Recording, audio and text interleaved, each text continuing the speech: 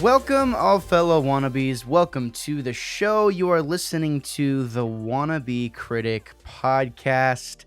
We have a new segment today, a brand new little mini series show, but it's still kind of the same thing. Today I'm joined by one Rex Tucker from California, the most recent addition. Yeah, there you are. Nice and full. He's the most recent addition to the not Geekly by Weekly. What am I saying? This isn't 2018. He's the most recent addition to Wannabe Critic Productions. Rex, how you feeling, man? Feeling good. You feeling How good? Are you? I'm doing good. Yeah, It's been a busy couple of weeks, man. You know, just trying to get everything off the ground with all this podcasting stuff, and you know, sometimes everything comes together all at once. But I'm feeling pretty good. So what we're doing, I'm sure you guys are wondering, like, okay, well, if this is a new segment, what's going on? As you know, here on Wannabe Critic, at Wannabe Critic Productions, we like to review things, we like to talk about things, we like to give our opinions. That's what's welcome here, is a wannabe's honest opinion. And me and Rex, every single time we get together, it seems like there's a lot of things that we talk about, but it's usually revolving. There's two big subjects that kind of always come up whenever we're together, and one of them is video games, and one of them is anime. So, I was thinking about a way we could get anime into the show somehow. And Rex has agreed to be my new co-host for a segment we are calling The Midnight Run. Now, for anyone who's in the same age group as us, back in the day, there was a little show after dark on Cartoon Network, a little mini series of sorts called Toonami, a hub for anime. It's basically where my love of anime started. They would show stuff like Outlaw Star, Dragon Ball Z, Cowboy Bebop. I mean, there was just so Gundam, like Dot Hack Sign. There were so many shows that they showed on, Toonami. And there was a special line of shows that they would show from midnight or from 11 p.m. to midnight. I think it would also be sometimes from like 11 p.m. to like 1 a.m. that they called the Midnight Run, and I'll never forget that. So that's kind of what this is about, is just kind of talking about our love of anime. And some of these shows that we're going to review, are not all of them were for Cartoon Network, but the first one that we're going to be going over is in fact one of the crown jewels of the 2000s era, the early 2000s, especially on Cartoon Network, which is Samurai Jack. Rex, you've never watched Samurai Jack before, is that correct? I've never watched it fully through, but I've seen it here and there on Toonami. Right, yeah. So you've seen clips, right? So yeah, but you haven't really like sat down to ever watch it all the way. What would you say some of like your favorite like animes / like what's your most like prominent Cartoon Network cartoon experience, would you say? Cartoon Network? Yeah. Dude, I used to like Ed, Edd and Eddy. Yeah, I think that's probably my favorite regular one. That's not like anime, but yeah, I liked Ed, Edd and Eddy, Courage. Like I used to watch all those shows on Cartoon Network. But yeah, just like you said, Midnight Run, that was my jam. Yeah, like I fell asleep to that at night. Just all the sometimes Gundam would come on, and then I'd fall asleep for sure. But I remember Gundam Seed and G Gundam. Do you remember those two shows? Yeah, I mean, I'm sure I've seen them, but I never paid attention to the Gundam series. Yeah, I always remember like Shining Finger, like that was like a move that one of the guys would do on Gundam Seed. He would like shout it, and I was like, oh my god, this is so awesome. But I think you have to shout it, right? You have to shout your move before you do. Yeah, exactly. You really do. Rex, you got a hot mic, brother. You got a real hot mic. You can push that bad boy away. Loud? It's pretty loud. You can push that bad boy just a little bit away from you. Let's get a mic check. Is that better? Yeah, that's way better. Awesome. All right, cool. Yeah, so I'm excited to start with Samurai Jack because I think it was just such a defining moment for cartoons in general. I don't know, like I was watching some of these episodes. Obviously, we're going through season 1. Samurai Jack had 5 seasons, starting in 2001 through 2003 and then or 2004, excuse me. They canceled it at 2004. Cartoon Network did, and then Adult Swim picked it up in 2017 for a fifth season. It's interesting though. The person who created Samurai Jack, I believe his name is Grindy Tartovsky, I think is how you pronounce his name. Yeah, I noticed his last name is Yeah, it's kind of hard to pronounce, but he has a very definitive style, which you've probably seen some of his works from a little show called Dexter's Laboratory. He was the main artist. Did he there. do Powerpuff Girls too? I don't think he did Powerpuff Girls.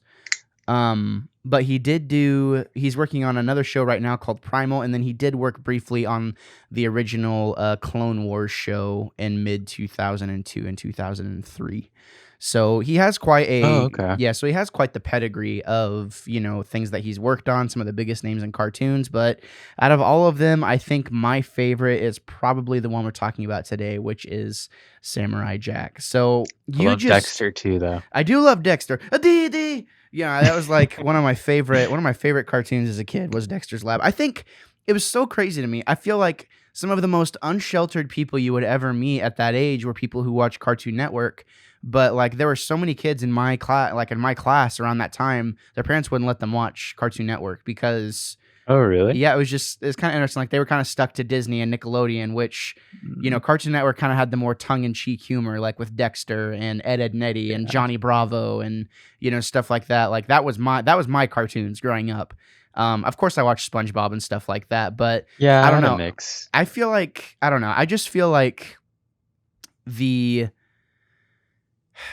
cartoons on Cartoon Network were just so good. Like they just spoke to a very specific audience, and Johnny Bravo. Yeah, I mean it was kid friendly, but I think it was just, I don't know, those were like the earlier, they were kind of sliding innuendo and things like that at an early age. Like you go back and like you can watch some of those earlier cartoons, and it's like, oh, like as an adult it kind of is funnier now because I don't know, I feel like that's where a lot of I feel like they were for the weird people. Like yeah, Cow for and sure. Chicken. Oh yeah, Cow and Chicken. I love that show.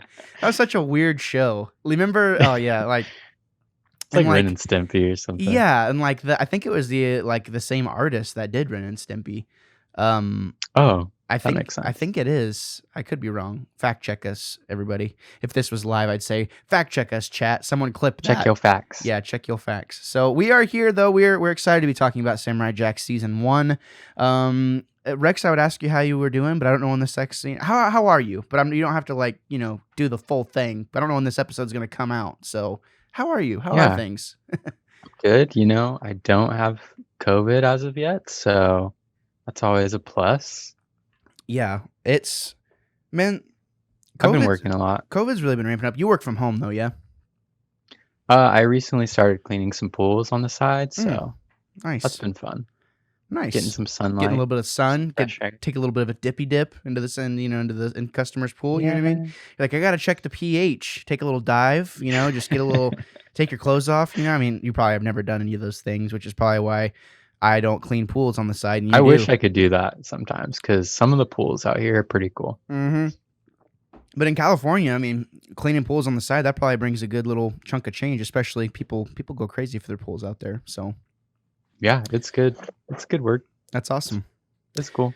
That is awesome. Ladies and gentlemen, if you didn't know already, you're listening to the Wannabe Critic podcast. Today's segment is the Midnight Run, where we talk the cutting edge cartoons of yesteryear, and we're talking about Samurai Jack today. In our constant efforts and attempts to create quality content, we branched off into several podcast feeds, of which are available to you as the listener right now. You can head over to wannabecritic.com, check out all those different projects. We got about 4 or 5 podcast feeds now, and we have a lot of things we're working on right now. I'm just up to my eyeballs in projects, work that things I can't talk about yet right now because they're not ready, but definitely stay tuned, ladies and gentlemen, because we're about to roll the dice. So definitely keep an eye out for the things we got going on, and I'm excited to launch this new project with you, Rex. I think it's going to be a lot of fun. Is this cartoons / anime?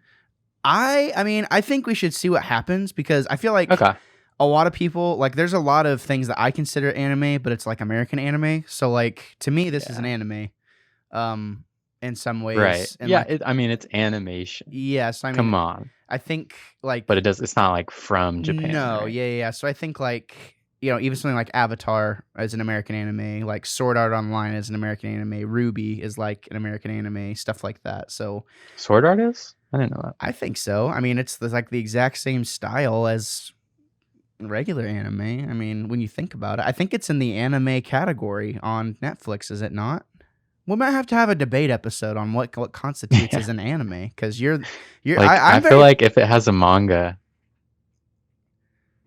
You feel like if it has a manga, that's what constitutes it as an anime? like if it's from Japan, they deem it. Well, we can do that Well, another yeah. time. We'll Yeah, next episode we'll read the yeah, for definition sure. of what anime is. So, well, let's get right into it. Let's get into Samurai Jack season 1. Now, for those of you who don't know, Samurai Jack is one of the. I mean, it doesn't get much more plain than this is good versus evil. I mean, this is, uh, you know, good and bad. The end. Like it's a constant struggle of good and evil, and no matter what we do as human beings, like it's hard to escape the evil around us. Um, I love the Shape way. shifting evil. Yeah, shape shifting evil. Like it comes in all different forms, and just the way that eludes, the way that evil can kind of show itself, and it's just a really interesting way how they personify evil. So I'm really excited to talk about this. But basically, what happens is Aku, the master of darkness, which in Japanese Aku does mean evil. It can mean a couple of different things, but evil is one of its main things. He is personified. Didn't know that. He just kind of comes out of nowhere. And basically, he starts to invade our samurai hero's home. He was banished from being alive. Aku was with a very special sword, which we learn about more what that is, what the sword is later on in the show. But basically, the sword is the only thing that can harm Aku. He tries to invade the kingdom, and to no avail. He starts wrecking the place, and then he ends up enslaving the entire kingdom. And our samurai friend, who is just a child at this time, gets sent away to train so that he can come back to defeat Aku. And that's basically what the first episode really is him doing that, getting that training and doing those things. And we're not going to go super in depth into each episode, but it is important to kind of give the overall where the story starts and things like that. But it's literally just the way Aku is born. It's kind of funny because he's a tree. In the very first frames of the show, he's literally a tree. Oh yeah, And forgot about that. it's just kind of, when you think about it, you've never really seen a tree. Have you ever Be like? evil. Well, yeah, be evil.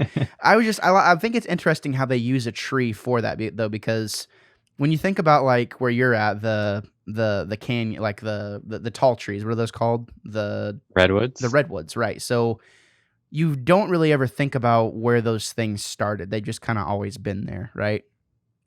So to me, those opening panels of seeing like, okay, this tree is here. We never saw where it started, never saw where it began, and then just all of a sudden, it turns into something completely different when things just align just perfectly. To me, that kind of speaks as evil has always been here, where we are in some way, shape, or form. You can't escape it. Like it's been here since the beginning. Whether through a variety of different things, but I don't know. I like That's deep, bro. It is, well, That's deep. it is deep. I cuts deep, but This show's kind of deep. it really is. It's a very lonely show. And there's decisions made visually. I feel like this story just does such a good job of telling visually what the intent behind everything is. Because you think about Aku is kind of funny, in my opinion. I love Aku as a character. I mean, how do you feel about Aku, since we're kind of on that topic? Like, what's your take on Aku? Yeah, he's like your perfect villain, your perfect antagonist, Yeah, totally. He just embodies all antagonists. Yeah, it's like, I don't know. I think of like Breath of the Wild, and how Ganondorf in Breath of the Wild isn't really a person. He's more of an idea, and like more of this bigger thing, like, okay, the Calamity Ganon, stuff like that. That's kind of how I feel about Aku, because Like in the very first, in the beginning of the episodes and things like that, Jack does come back after he's trained, and he gets his sword back from his family because his father was the first one who enslaved Aku, and he comes back to free his family, and he's going to confront Aku, but Aku sends him into the future. So, and that's really the beginning of, I could recite the beginning of the show from memory, long ago, like that whole thing, and just kind of talking about Aku's rise to power. But the most interesting thing to me that this show does with Aku is very much letting you know that he's in control of pretty much everything in the future. Yeah. And if Aku is the embodiment of evil, and he's Like everywhere. Big Brother in the Yeah, future. exactly. Like Big Brother in the future. So as soon as, one of the first episodes we get whenever Jack is sent into the future, you see Aku, like he's on advertisements, he's on billboard, like, people call him Master I didn't Aku. even realize that this show was set in the future at first until I rewatched it, and I was like, oh, okay. Yeah, it's weird how everything is so cyberpunk. Like, it's literally like everything. Anytime Jack slices somebody, they have cybernetics inside them. Have you noticed that? Yeah. There's no guts or anything really. Yeah. But like Or anytime they just tear. Yeah, they just tear, and like you see like wires and stuff coming out, and it's kind of crazy to think about how like this lone samurai, which we see lone samurai, in early Kurosawa films and things like that, and you see the samurai thing coming more to the forefront, like stuff like Ghost of Tsushima and things like that. And people are like, "Wow, this is so crazy! Like I've never really seen a I story was going like to talk this." about that because in the like third episode, with the dogs, Yeah, it's kind of like those old samurai movies. yeah, totally. Where he shows up to save the day. I feel like that's a lot of what this first season really is Jack showing up to save the day. Yeah, totally. And he's going through, changes on his journey. It was pretty cool. Yeah, I liked it. I really liked it. And you get Jack doesn't say a lot in this first season. We have his quest is to I'm sorry, he gets thrown into the future, but his quest is to find Aku and get back to his own time period, because if he can get back to his own time period, this horrible future that he's in right now won't happen. So I didn't even know he talked. I didn't remember him talking. Yeah, right. Isn't that crazy? Like, yeah, but he still doesn't say much. And I feel some of the most impactful moments of the first season of the show, the most creepy moments, are whenever he's saying nothing. He's just observing the things. Like, we're right there with him. Like, we are very able to put ourselves in his position because he isn't saying a word most of the time. Like, it's very apparent what the message is behind the things that are happening. And I love that about the show, how lonely it is and how it's easy. It's kind of a similar reason of why I love Metroid so much. Samus doesn't say anything, but yet you really feel an experience. Or Link. Yeah, or Link. Like, you really feel or experience the things that they are going through because you're able to put yourself in that position. So there's 13 episodes in this first season, and I felt that some of them were slow. I don't think there's a bad episode, quote unquote. I do think that there's slower episodes and things like that, but there's a handful that really stick out into my mind. But what we like to do, before we really take a deep dive into the meat of what we thought, what did you think of this first season? Did you like it? Yeah, I liked it. I liked this first season. The story is really gripping. You kind of talked about how it's like you just feel like you're there on the journey with him. I thought that was cool. Like you said, there are some slow parts where he's just like walking or they're just running for periods of time. But I don't know. It kind of gives it a feel, gives it a good feel. Yeah, I agree with you. I think overall I liked it. Yeah, sure. I did too. I really liked it. I liked it more watching it this way. I think I've liked it the most I've ever liked it now. Yeah, same. Which is interesting to me, and it just shows like how good things can age. And at first, the aspect ratio of the show, because the sides are blocked out. So I think it's like 4:3, I think, or something like that. Very square. Yeah, so it's a square, and at first you're kind of like, okay, this is hard to watch. But the more you watch it, it's like I don't think I could watch the show any other way.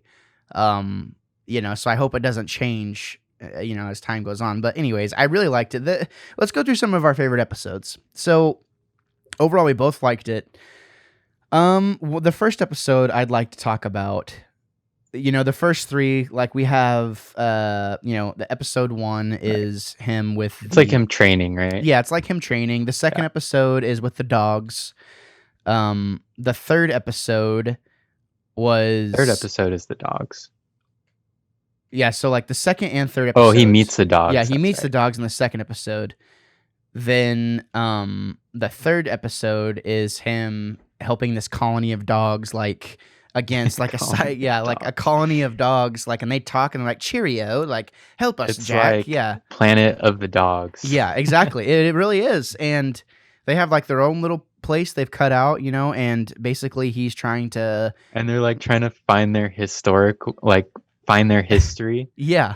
By digging in the ground. Yeah. They're like archaeologists. Yeah. That was pretty funny.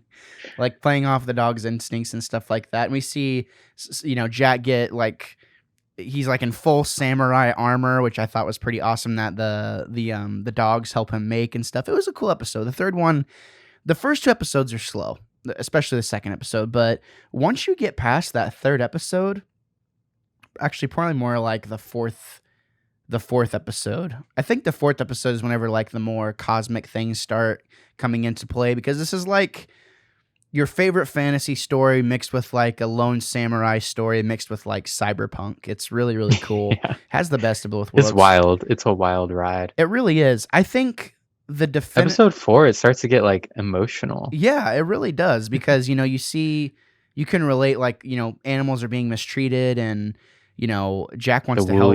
Yeah, the woolies, and it's a really I think this is whenever you really start to care about Jack as a character, is in this episode. But after that is one of my favorite episodes in the entire series. Is that your favorite? One of my favorites is the Blind Archers. Mostly because that one. Okay. Yeah, mostly because this is, to me, this felt like a little movie, honestly. Like it felt like a mini movie. It's like a secret side quest. Yeah, like it's just kind of a hidden gem cartoon wise. I don't know. Like I think about kind of like what you said, like a side quest. Like if you could play this and like a side quest in Skyrim or something like that would be pretty dope. Yeah. But basically, it's Jack and the 3 blind archers. Basically, what happens is it starts out, and there is an electronic army, moving onto this tower, and they're like cybernetic Vikings looking stuff. Vikings, yeah. Yeah, like that was like so dope. And they're moving through, and it seems, it looks kind of crazy. And there's just this lone tower, and then you just see all these arrows flying out of the top, and the arrows just decimate the army, but the commander lives. So the commander's telling these people about some stuff on a ship, and he's like, "Yeah, that island we're passing right now, that's where there was 3 lone archers on top of a tower that holds a well that allows you to get any wish you could possibly want if you can get there." So Jack's like, okay, well, I have to go, So he naturally goes to this snowy island, and sure enough, like the second he tries to approach the well, an arrow flies without missing a beat, knows exactly where he is. And then he figures out after a little bit of time that he has to like go back to his training and really think about how his enemy thinks. And he figures out that the 3 archers are blind. So, how did he figure that out? I don't really know that part. He held his hat out. He was from behind a tree, and he held his hat out, but they couldn't see that, and obviously they couldn't hear. Oh, I see. And then whenever he dropped his hat, he drops his hat on the ground, and that makes a noise, and that's how they found out. Gotcha. So he goes back to his training, like he's kind of thinking about stuff, and just the imagery of how long it takes. Like you hear the water going, and like you can kind of hear him like and see him like going into his psyche, to try and think, okay, like I need to become my enemy. and he figures out he needs to blindfold himself to try and think and act like they act blindly. So it ends up working for him, but of course, Aku is one step ahead of him, and he's been deceived. Of course, the age-old thing of rubbing the lamp to get the genie. You ask for the wish. There's usually a caveat to every single wish, and his quest continues. That's a line he says throughout the show. Yeah. So he just destroyed it. Yeah, he did. He's like, here, this is never going to tempt another person again. What'd you think of this episode?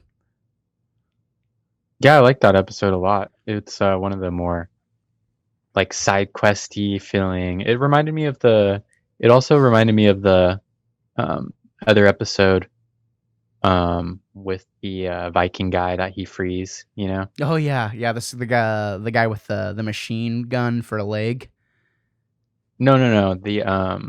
The molten lava guy. Oh, the lava monster. Yeah. I liked that one too. Yeah, that kind of has a similar. Kind of similar, like side quest feeling, or just quest feeling in general. I feel like not a ton of talking, but it was more like serious. Totally. I feel like the filler episodes, quote unquote, like for the most part, do a pretty good job. The ones that don't have several. And we revisit a lot of these characters later on. Yeah. But yeah, I thought it was a really good single episode, and again, after it's all said, I think this is one of the ones where I noticed there's a slight film grain in this episode to kind of give it that old timey feel a little bit. I think that might have been done on purpose.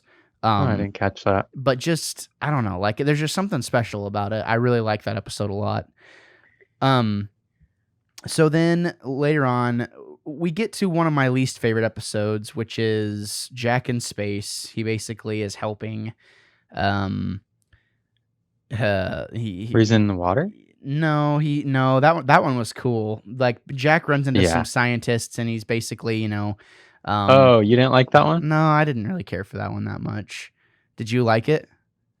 I just thought those scientist guys were kind of funny. Yeah, they were funny. I don't know. I just thought the plot, like a samurai in space, it just kind of fell off. But I could see it's kind of a wild idea, but so I don't know. I think it was the least. Yeah, it wasn't the best episode. I think it was one of my least, not only one of my least favorite, but I just don't remember a ton about it. But this next episode, episode 9, with the like the sunken treasure. They don't really have titles. Yeah, either. It's just like 9. Like, but this is the one. I feel like it's Friends, the one where such and such happens. I wish that's how it was. With the titles. But basically, Jack is hearing rumors again about something. There's a sunken treasure underneath the in the ocean, the sea. And, if you can go deep enough, there's a place there where they have a time machine and all this other stuff. So Jack goes, and it's great. Like, the creatures that are there are pretty friendly. It kind of reminded me of the Gungan city in Naboo. And Phantom Menace. I was thinking of that too. Yeah, it kind of has that feel to it. And, Jack's like eating a bunch of sushi with them and just like enjoying himself. And he's like, hey, I heard you have a time machine. But as he gets brought to the time machine, as it turns out, he's been betrayed. And, the person that was telling him about these rumors was, in fact, someone from that city. And they were, posing as somebody else. And sure enough, Aku shows up and so, they try to offer Jack to Aku. And, it doesn't go in their favor because Aku is, in fact, going to betray them. And it's like, you can't trust someone who would betray somebody else. You know what I mean? So then it's like this all-out war. Like, Aku then turns into like this octopus monster and like starts fighting the sea dwellers. And Jack's trapped. He's just kind of like watching as things are going on. But I don't know. What did you think of this episode? Because I got something I want to say, but I want to hear your thoughts on it first. I thought the episode was pretty good. The little alien people, they're kind of funny looking. Yeah. And I got like you said, Gungan vibes, and I don't know if you've seen Abyss, but kind of like that. Yeah. But yeah, it was cool. To me, it wasn't my favorite, but I thought it was good. Yeah, I think there's small little lessons in each of these episodes if you can find them, and I think Jack was betrayed, and then his betrayers were betrayed. So then the cycle goes back to Jack once he's free of, okay, I could like totally wreck you guys probably. He's kind of awesome with his sword. He can pretty much do whatever he wants. But Jack chooses, at the end of the episode, Jack's like, there was never a time machine, was there? And they're like, no, we were just trying to, basically our people were being oppressed, and, we wanted to, Aku said he would help, so we thought we would, do this thing. And Jack ends up being the bigger person, that he lets that go. He's like, okay, I understand why you would try and betray me. It's kind of hard for him to not, if Jack was in... They saved him, too. Yeah, and they did save him. But they realized they were wrong. Yeah, Jack had a pretty good attitude about it, I thought. But it was kind of funny. He loved the sushi they were eating, and they were like, well, is there anything we could do for you? And he's like, yeah, there's one thing you can do. And sure enough, we see Jack on his journey. He's walking, and his stomach growls, and just that moment of, I'm hungry, he's all by himself. He kneels down, and just that moment of, like, even though I don't have my full goal, at least I have something to eat. At least I have something, I can sit down and eat something, even though like I'm on this pretty intense journey. I really liked finding simplicity in the little things in life, like even just being able to eat something can bring a lot of satisfaction. He goes without food a lot of times. He's just walking around. Yeah, doesn't have anything. He just has a sword. He doesn't have money. I mean, he doesn't have any money. He tries to catch some food in that one episode, and then he just gets dragged away. Yeah, I mean, you don't really see him eating a lot in the show. I mean, they're really doing anything except walking along and hearing rumors. And it's like, okay, well, this guy's obviously a warrior. He's a wanderer. That's right. He's a, what'd they call it? Kenshin? Oh, yeah, Kenshin. Yeah, I think that's right. Rurouni. He's a Rurouni Kenshin. So then we have the next episode, what you're talking about, the lava monster. I thought that was pretty good. The Viking, that was on he was trying to find Valhalla or whatever. And yeah, it was kind of pretty silly, but I liked the beginning of the episode because it's very creepy. Yeah, he's just walking alone and he's like super cold. Yeah. Trudging along. Yeah. And you just hear, find me, like it's like the wind is whispering to him as it's, going on. He's like, show yourself, coward. And then he ends up going through it felt like a Skyrim dungeon kind of as he's going through the mountain, and it's like, there's all these traps. And then sure enough, the final boss is this lava monster. And I liked that episode. It was interesting for sure. That was cool. Then the episode after that, this is another one of those favorite ones. This is your favorite one of the season? Yeah. I think this is the one that I probably the bridge, or on my thing it shows Mad Jack. Episode 9. I thought the Valhalla one was episode 10. I must be getting this listing must be wrong on the internet, but okay. But I know which one you're talking about. Yeah. This one though, Mad Jack versus Mad Jack. Right. Basically what Aku does is, Jack finds himself in this tavern of bounty hunters basically, and they all just start attacking him. Like, it's just in the middle of this forest area, and Jack just starts getting attacked by all these bounty hunters with really dope skills, and it's like, man, this is really cool. So he's getting attacked by all of them and stuff like that, and the last one, he's pouring the tea, remember? Oh yeah, the tea in the beginning. Yeah. What is it? Yeah, right. What happens? Can you? He goes up to the bar and he asks for hot water, and everyone looks at him because they're in a bar, and they're just staring at him mad, and he just sits down and pours some tea, and they attack him, and he before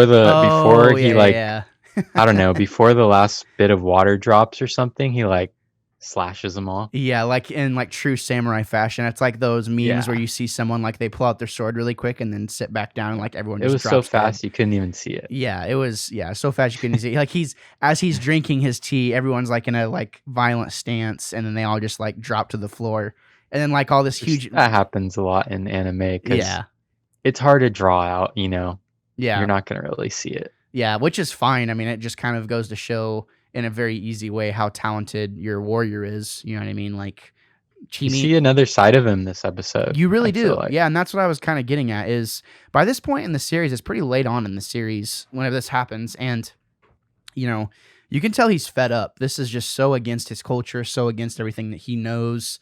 And he's kind of fed up of being in here. So he's getting attacked by all these places. He gets really dirty. He gets cut up. And at the end of it, what he thinks is the last one, he's like, does anyone else want some? Like he like yells it and he's angry. Yeah, like he's just pissed. really, he's pissed. He's really mad that all this stuff is happening to him. It's like you just want you feel for him because you've seen what he's been through already. And at this point, it's like everyone just wants to kill him. He just wanted some tea. That's because of the bounty, right? Yeah, because of the bounty. Everyone's out to get him. So then a Googleplex. Yeah, exactly. That's his bounty. one Googleplex. Did you write that down? That's hilarious. Oh, my Google just popped up when I said that. Google. Oh, Google. So then Aku does something a little interesting here. He's watching from afar, very much like in a Sauron-esque type way. And he's like, man, this samurai, like, he has no equal. Like, no one can kill this guy. Maybe except, he's like, oh, he has no equal. So then, Aku basically fabricates the anger from Jack and makes Mad Jack, like basically an evil version of Jack. All the attributes of Jack, everything that Jack can do, the same skills. And he and Samurai Jack just start going after it. And Mad Jack even tells him, like, I'm everything that you are not. He's like, I'm like everything that you're not. So it's pretty much like a yin and yang type situation, like two sides of the puzzle. His mirror. Like his mirror of all the things that he doesn't like about himself. And you find that what I got out of this episode was evil twin type. Yeah, like an evil twin type thing. But yeah. I think what I got out of this episode is even the most quiet people who can find solace in the smallest things still have a dark side. And in a lot of ways, you could even kind of attribute this is like a war inside his mind in some ways.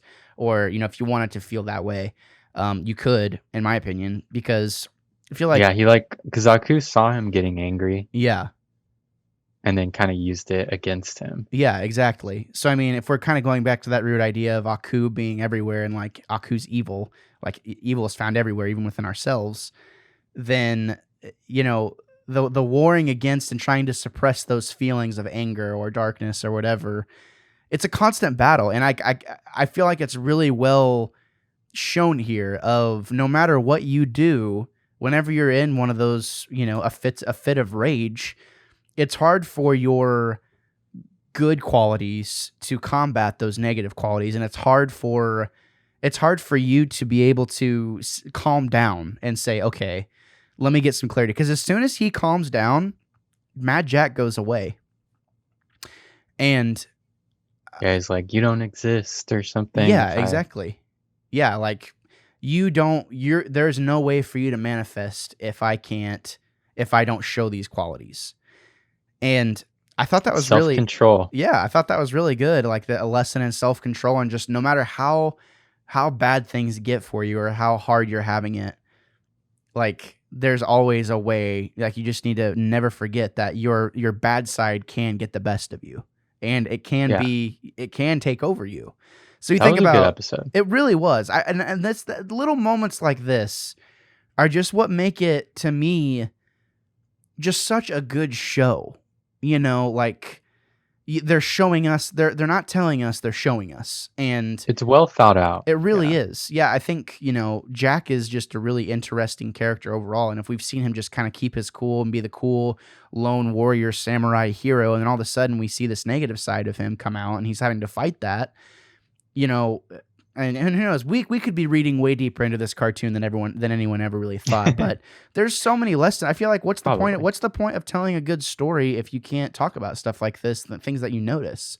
Yeah, there's a lot of lessons throughout this show. Which I feel like some of the best cartoons that are out now, like Clone Wars. Each episode of Clone Wars I watch now, or Star Wars: The Clone Wars, I'm like, yeah, there's a lot of lessons here to be found that are practical for any age. They're practical for any age group. And, it's fun it's the age old cycle of all of these lessons being being recycled and told to not let us forget, you know, what we stand for and like what matters to us and things like that. So I really liked this episode. Okay. Now on my list, this is your favorite episode, Jack and the Scotsman. Yeah, I feel like your list is wrong. Yeah, where are you? What about I'm on HBO Max. Oh, you're on HBO Max. Okay. Yeah, let me go to there because this might be wrong. Maybe they switched around the episodes because there was one episode that seemed kind of out of place.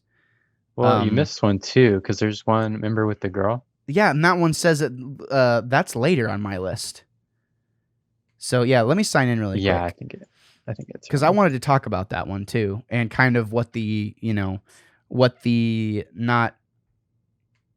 what the intent is, but maybe what could be what alluded by that episode.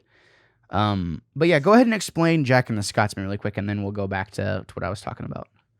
Okay, so this one was pretty cool. I thought it was pretty funny. So they're going across this bridge. He's trying to cross this bridge. I forget what reason. He's just on his journey, and he suddenly hears like bagpipes playing, and this guy is walking across on the other side. This like Scottish guy, big Scottish guy playing a bagpipe, and he has like a peg leg and stuff. And Jack is like, he's like, because he hates the sound of it, I guess. It was pretty funny. And the guy comes up and he's like, I forget exactly what he said, but he's like, whoa, Nelly. Yeah. But it was just so comical. This futuristic Scottish guy, and then because he looks like someone from the past, and then Jack is obviously from the past, and Jack just like hates his music, and so he's like all offended from it. And like one of the first things he does is like slice the bagpipes, like to get him to stop, and it like deflates, I think, right? Yeah, he cuts Jack's hat or something. Oh, yeah. And then to retaliate, Jack like stabs his bagpipe. Yeah. I think they're and like... And then he gets really mad. They're like fighting or something. I remember it sticking out, and he's like... Oh, yeah. He like blocks... He wouldn't move, right? Right, yeah. He like blocks his thing, and he's like, this is impossible. It should have sliced through your sword. And he's like, nah, laddie, got runes on there. He had like runes on his sword. Yeah, and I was like, kind of like bringing that fantasy aspect into it. And like, I was like, man, this show is just so awesome. Like, it's for any type of nerd, literally.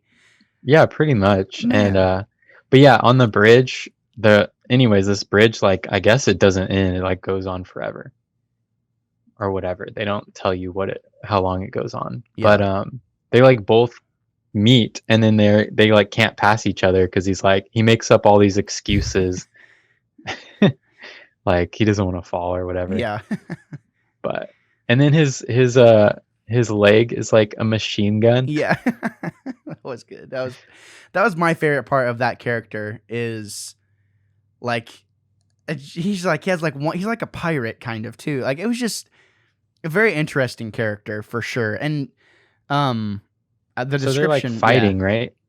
They were arguing, and then they start fighting, and then they're fighting for like all night, and then they just stop because they're exhausted, and then these two hillbilly bounty hunters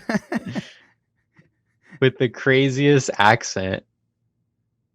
Can you do their accent? I might be able to. I don't not yet. Maybe again, maybe some other time. This was like, to me, the funniest episode for sure. Yeah, sorry, I'm trying to pull it up right now really fast so I can get a view, because I kind of forgot what the bounty hunters look like. They're like animals, I think. Oh yeah, they're like pigs. Yeah. Yeah, and they're from the swamps or whatever. Yeah. The bayou. I have to be 100. Yeah, I have to be 100% honest. It was like literally like Deliverance is kind of like what they were trying to like sell you on that a little bit. I have to be honest. I was playing Xenoblade while I was watching the last couple episodes of this. So I was like kind of going back and forth watching and listening. So I didn't pick up a ton other than whenever the Scotsman showed up, I was like, this guy's a fruitcake. Like, but it was funny seeing their interactions, and like they end up being friends by the end of it because they're both wanted. Like they're both wanted. Like he's wanted just as much as they Jack. get chained together too. Yeah. Like handcuffed together, and so they have to fight with each other and help each other. The way And he's all boasting because he has like a huge bounty on him. Yeah. And then he sees this wanted poster of Samurai Jack. Yeah. And anyways, it's just like finding that mutual respect from each other, and just it is by far the funniest episode for sure. Yeah, and Easily. that one was my favorite. I think because of the humor. It definitely has its own It was personality. just really odd. Yeah, it was definitely standout. Like there's several standout episodes to me, and I think the whole season is standout. But I think there's several episodes that kind of get lost in the weeds a little bit. But this is definitely one of the ones that is probably the most memorable. Even if I can't remember every single detail, I'll never forget the bridge and the Scotsman. You know, so and yeah, this list is completely different than the one that I had. Okay, so that would make sense, but. Yeah, let's backtrack a little bit to Jack and the warrior woman. The girl? Yeah, the warrior woman. Yeah. And I didn't realize that I had tucked away this memory from my childhood because I forgot this episode even existed. And then whenever I saw that girl, like all these memories started rushing back to me. And I was like, oh man, I forgot about this episode. So basically, Jack hears tell of an elder that has a way to go into the future and, you know, like tells him, like can guide him where he needs to go. He sees that there's supposed to be a ruby that can take him back to the time period he's supposed to be in. But then he gets attacked at the elder's hut. And then a mysterious woman shows up to help him. And she's like, hey, I know where the ruby is. Let's go. Or like, I'm looking for the ruby too. So like, how about, or whatever it was, like her family, or no, that's what it was. Like she had this story of, my family needs help, and if I help you find the ruby, you have to help me with my family, basically. So they set out on a quest together. Like they start to kind of become friends, and you can kind of gather that like Jack is kind of like crushing on her a little bit. Did you gather that? It was really weird. Like she sure. She kind of curvy. You know what I mean? Yeah. But she has green skin and She's cute. red. She's cute. Yeah, red eyelashes. She has a beauty mark. She got a mole on there. So you kind of start like wondering about this girl too, like, oh, are they gonna, you know, hang out for the rest of the season? Why is she green? Yeah, why is That's a she good green? question. What's going on? So they end up having all these battles together, like they're kind of bonding, doing their thing. And then as the episode rolls on, you know, like they fight like these giant sand monsters together, and she's helping Jack along the way. And then they find the ruby that can help him get back to his time. And she goes and grabs it and throws it down and just starts cackling, like maniacally laughing. And she breaks it. Yeah, she breaks it. She throws it to the ground. Or no, like this giant like genie boss appears or something, like a giant giant like troll type thing. And they start fighting it, and they win. So she rips it off of his head. But you notice something kind of interesting. Like she flies up into the air while they're fighting, and like Jack's kind of like, what the heck? Like, why she could do this? She could do that this whole time? Like, you're like, that's kind of weird. So then she gets the jewel from his head and breaks it, and then just starts maniacally laughing. And then lo and behold, you find out it's actually Aku that was posing as somebody else. Which, did you catch that I think it was the episode before, or a couple episodes before even, that he like hints about sending a woman after him? Oh, whenever the like helper shows up, like whenever like the I kind of remember that. Yeah, this is by far the saddest episode in the first season, in my opinion. Because you see not the Woolies. I guess he frees the Woolies. Yeah, he frees the Woolies. This one has no resolution whatsoever. He just gets screwed. Yeah, he gets screwed over, and I don't know. Like, there's kind of a lot of things in this episode that speak to me as, okay, obviously someone got burned by a lady, because he thought she was one way, but she actually ends up being evil.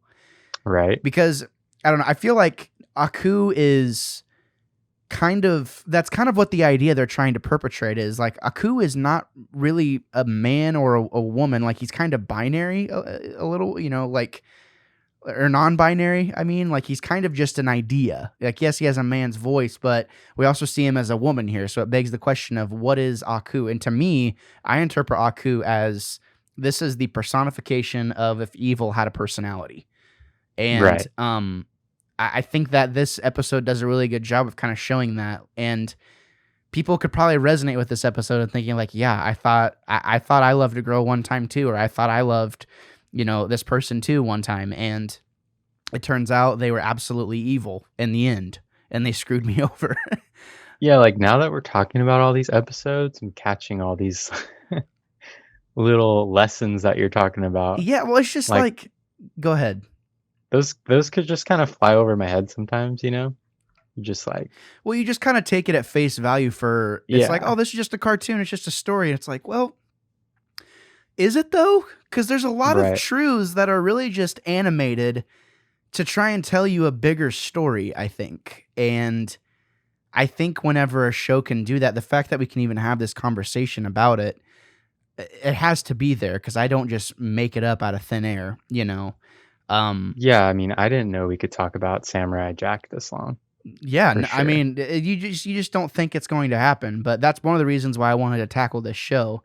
And is there throwaway episodes? Yeah, I mean, there's very simple things there, like That last episode, I didn't really care for that one. the with the fairy tales.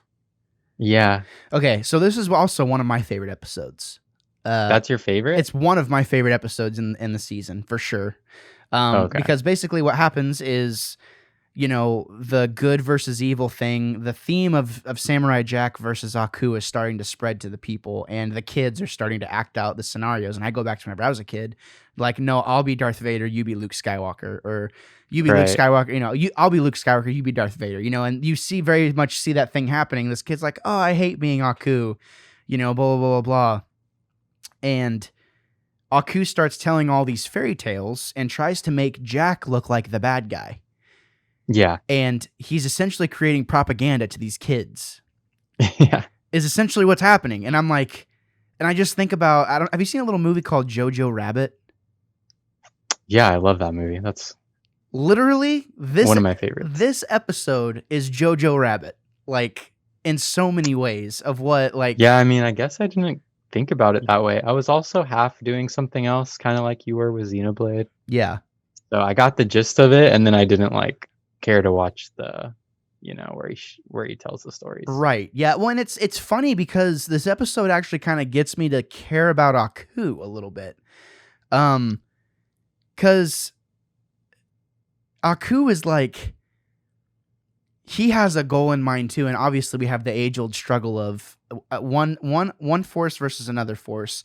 Nobody thinks they're in the wrong. Like, they think, like, the bad guy in our mind for whatever thing, and we're not going to get into politics and stuff here because that's not the place for it, and we don't do that anyways. But, like, people think one way, they think that they're, like, in the right one way, and then someone else thinks they're in the right in another way.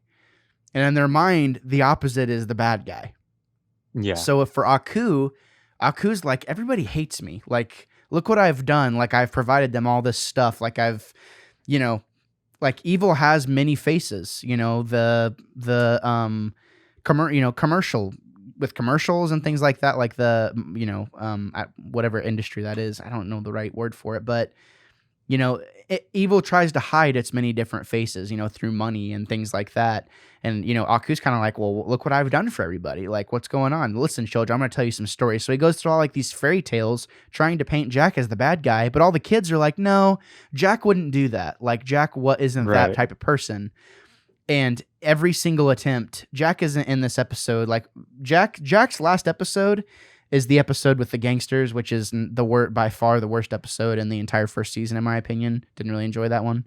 Yeah, I didn't care for that one either. But that's the last episode he's in there. And, as far as being on his journey.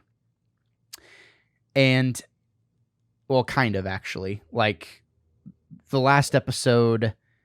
Actually, I'm gonna fast forward to the last moments of this last episode really fast because I want to make sure I have my want to make sure I have my facts right. So I'm fast forwarding. Yes. I can kind of see what you're talking about. Yeah. About all these other things about you see about this. I'm sorry, you see this different side of Aku. Yeah. And like him telling the stories to these kids. Yeah, exactly. And okay, It's yeah, kind of so comical too. it is comical. It's funny because like kids speak truth and kids, mouth out of the mouth of babes, right? So yeah, okay. I was there was a scene in my head and I was like, how do they get there though? So after every single story that Aku's trying to tell, the kids are all like, no, Jack wouldn't do that, blah blah blah. So then finally Aku gives up after like telling 3 stories, and he's like, fine, okay, children, how would the samurai do it then? So then they're like, he would be climbing a mountain up to Aku's fortress, and then he would. I liked that part. Yeah, like he would draw his blade, and then he would strike Aku down, and like it kind of goes back to that beginning scene from the first episode of they're going toe to toe at all times. Jack is trying to combat the evil, and that's where season 1 ends, is with those ideas of good versus evil. Pretty simple. Doesn't really try. Yeah, I just didn't think about that episode that much, I guess. Yeah, well, I kind of feel you.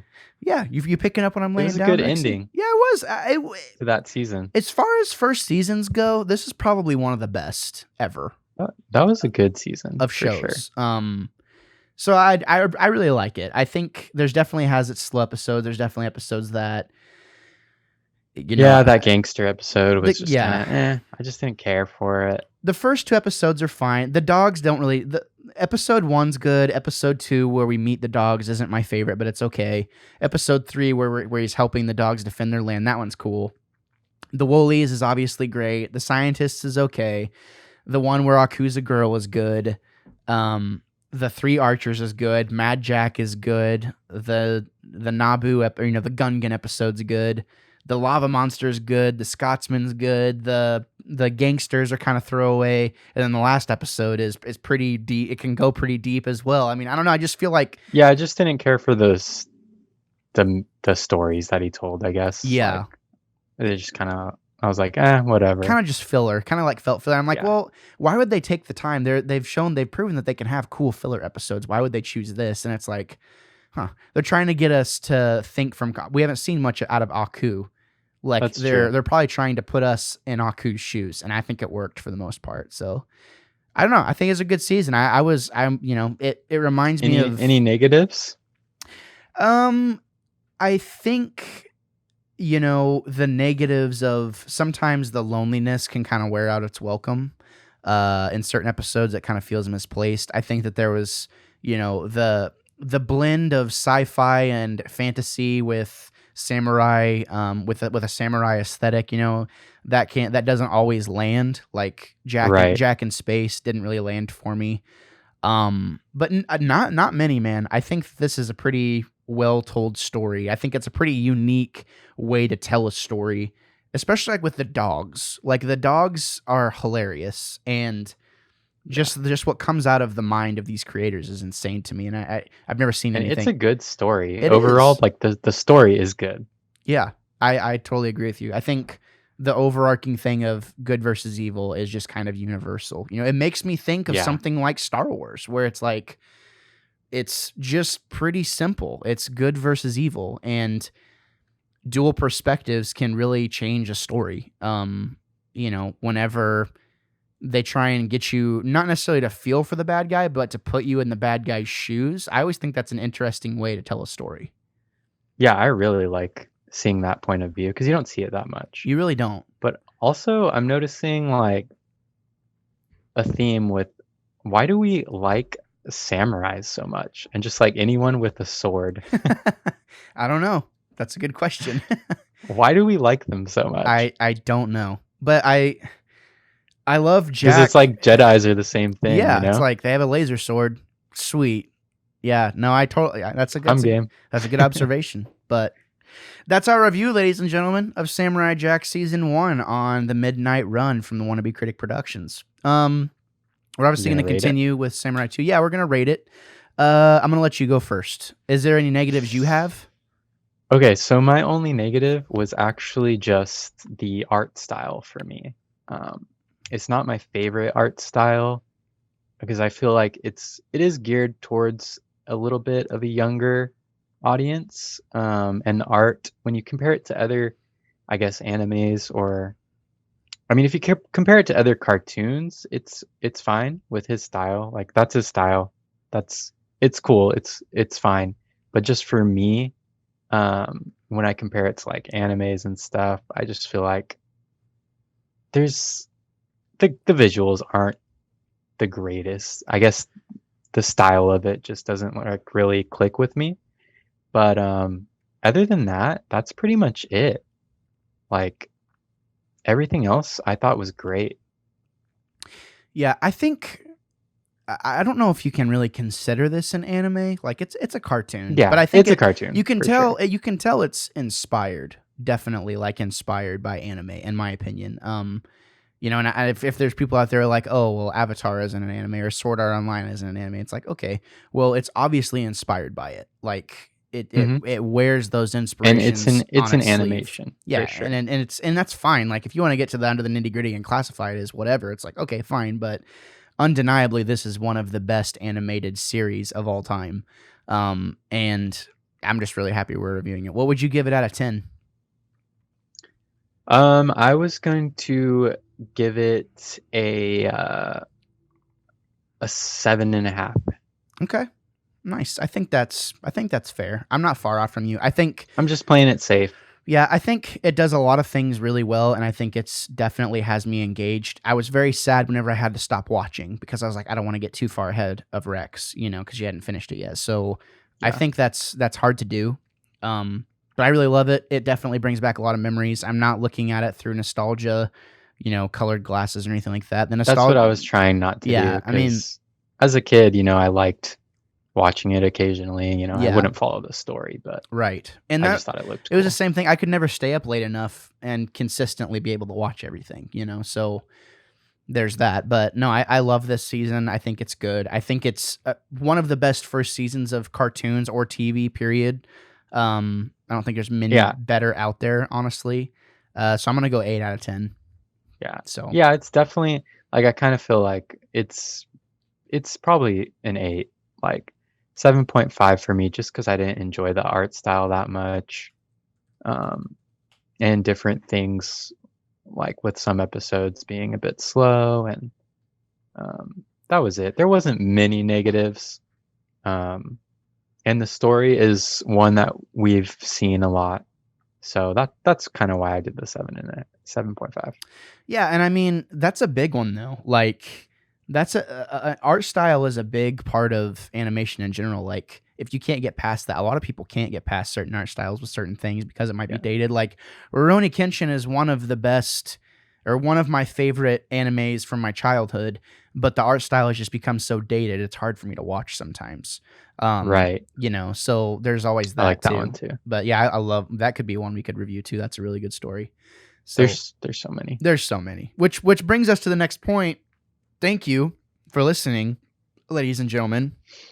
If you weren't expecting a deep dive into anime, then I apologize, but you can expect you can expect this to be a recurring thing because I don't halfway do it. I look into the intent, and even if that wasn't the intent, I talk about what I see and what I feel, and I bring things Yeah, to the we're table. going in deep You go with deep. anime. We go in deep because those stories are there for a reason, and you know, like there is a reason why people love it so much, you know, and it's because there's bigger stories that can be told. I mean, some of my favorite stories ever of all time come out of the anime genre. Like it's True, just very so true. good. So, ladies and gentlemen, for our goals, this is kind of what I'm thinking. You know, we're gonna give this bad boy 6, 7, 8, 9 months, you know, to a year or so.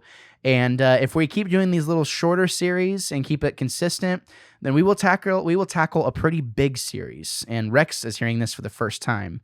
But if we can keep it consistent, then we will actually end up tackling a really big ongoing long anime or one that you know is renowned as being whatever. That way you can go back through it with us and you can I don't know, man. I don't know. We'll have to see. That should be on the list. That should be on the list. But we'll see what happens. If you have any suggestions of what you would like to hear from us, hear us talk about, definitely let us know. You can email us at geeklybiweekly1@gmail.com, or you can actually just go to the website wannabecritic.com and you can find us there to give your suggestions or comments, concerns, whatever. So yeah, just definitely do that. Rex, can they find where can they find you? On Twitter, Instagram. I don't know if you can link my stuff, but it's at WRECKSY on Instagram. Okay. And I don't know what my Twitter is. Let me see here real like quick. Yeah, so it's like Rexy, like I'm gonna wreck Yeah. it. Like my name's Rex. It's like wreck, like you wreck something. Rex 90, WRECKS 90 on Twitter. On the Twitters, on the tweets. Yeah, I'll be commenting on your stuff too. Yeah, there you go. So you can find him there. He follows Wannabe Critic Productions. You can find us at WBC Prod on Twitter. You can find me at Shinobi_wannabe. We're doing all kinds of things, ladies and gentlemen. So definitely stick around with us. Help us, make the show better. Give us some feedback. We would definitely appreciate it. But Rex, I want to thank you for sitting down with me to review this first season of Samurai Jack. I'm so excited to get into the second season and to kind of do a little brainstorming session on what we're going to do. Because here's what's going to happen is, if we're doing these every couple of weeks, the series is going to go by fast. There's only 5 seasons. So it'll be good to, kind of get going what our schedule is going to be in the coming months. So definitely look forward to that. But if you have any suggestions, ladies and gentlemen, please let us know. So... Rex, do you have anything else you want to say? I'm gonna think about this anime a bit more when I watch it, about the stories and stuff. You got me thinking. Yeah, you got to put that lens on. You got to put the critical lens on. You really do, because it's like, what is this? What's the point? Like, why am I watching this? Why does this? What does this speak to me in any way? And, you just got to not be afraid to go full geek with it and like not be, if anyone's been listening to our Office and Review series, you're going to know, like, we went deep into Michael Scott's character, like episode 1. Oh man. So if you're ready, I wish I was there for that. Yeah. If you're ready for that discussion, definitely make sure you look for that episode in our feed. I'm sure it's in here by now in some way, shape, or form. So definitely check that out. We're always getting better, ladies and gentlemen. So thank you for sticking around this long. Thank you for listening, and thank you for preparing yourselves for a plethora of hot takes and potentially unpopular opinions. Rex, say goodbye. That's right. Throw up the W. It's right there. Bye, guys. See you later. Thanks for listening. Bye-bye.